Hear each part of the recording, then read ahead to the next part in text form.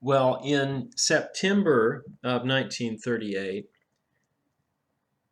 uh, the British and the French and the Italians essentially try to buy Hitler off by giving him everything that he wants and thinking that maybe then maybe he'll go away. So we have the meeting takes place in Germany at Munich, and this is known as the Munich Accord or the Munich Conference. The British Prime Minister, who represented Britain at the conference, is Neville Chamberlain, and his name is always associated in history with the idea of appeasement, the idea that we are giving a dictator everything that he wants in order to keep him quiet.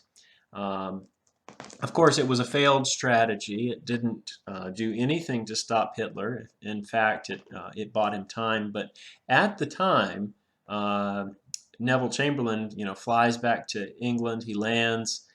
He gets off the plane and he holds up the paper and he declares that he has secured peace in our time. And unfortunately, it was wishful thinking.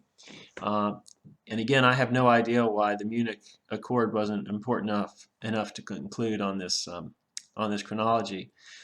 Long story short, on September the 1st of 1939, Germany invades Poland. And this is really the beginning of World War II in the West.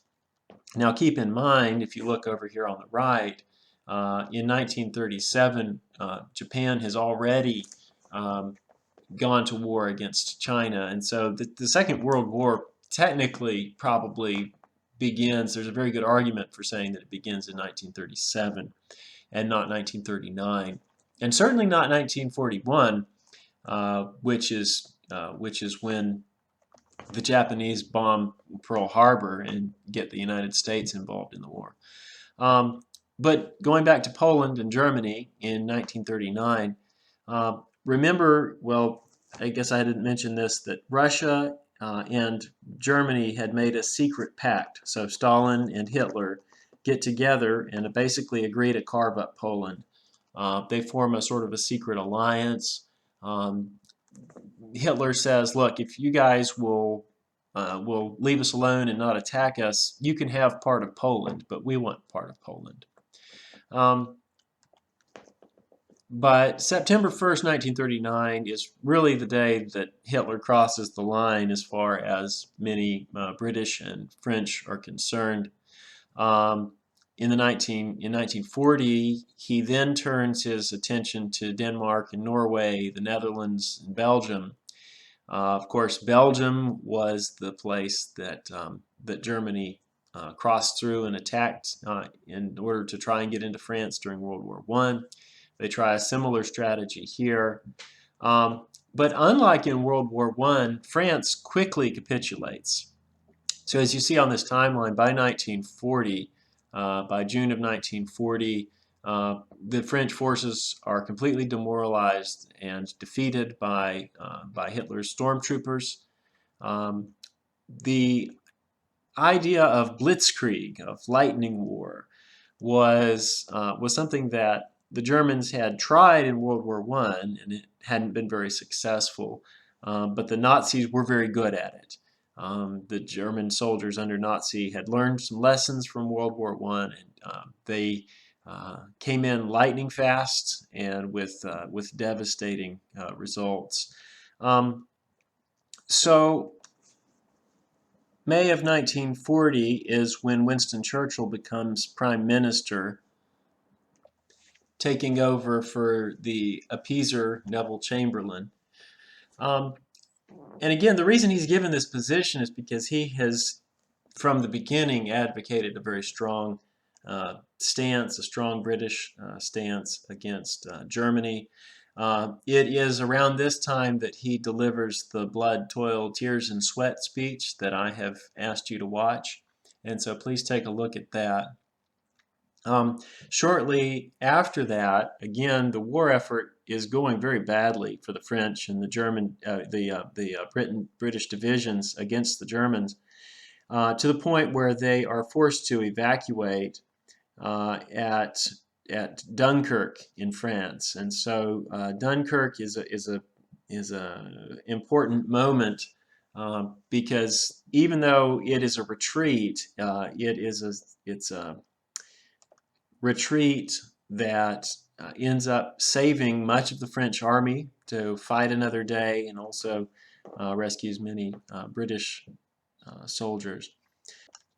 Churchill's whole strategy is, for the most part, just to survive until he can pressure the United States to get involved in the war.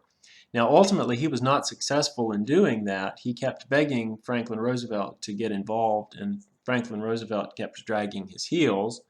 And of course, the thing that gets the United States involved in the war finally is the destruction of the United States Pacific Fleet, where they lay anchored at Pearl Harbor in Hawaii on December 7th, 1941, in a surprise attack.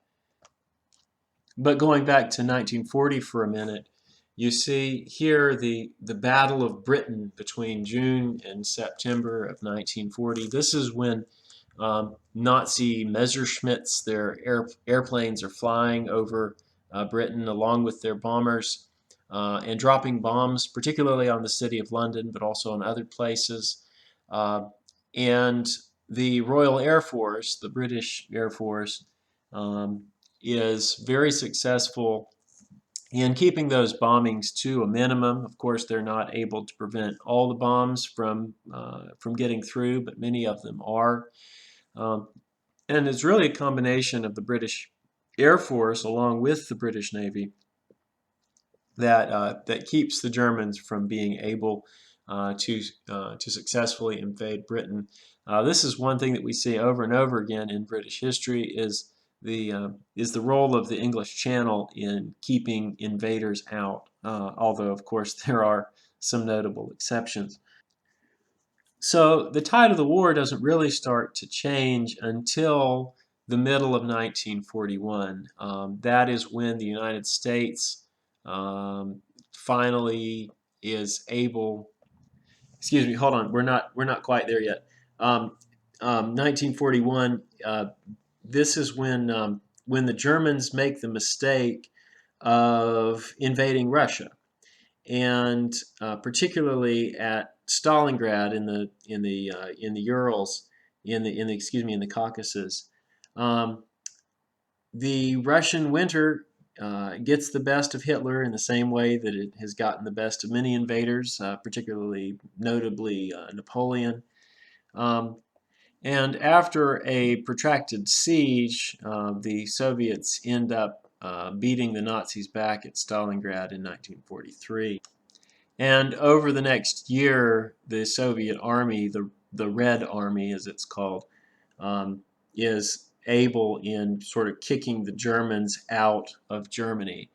Um, Now, in 1944, June the 6th, this is what we know as D-Day, when a combination force of now the United States, Britain, and France launch an invasion on the beaches in northern France, and they begin this long-term offensive that pushes the Germans back from the west. And so you've essentially got a pincher movement going on, the Red Army coming into Germany from the east, and the Allied forces coming in on the west.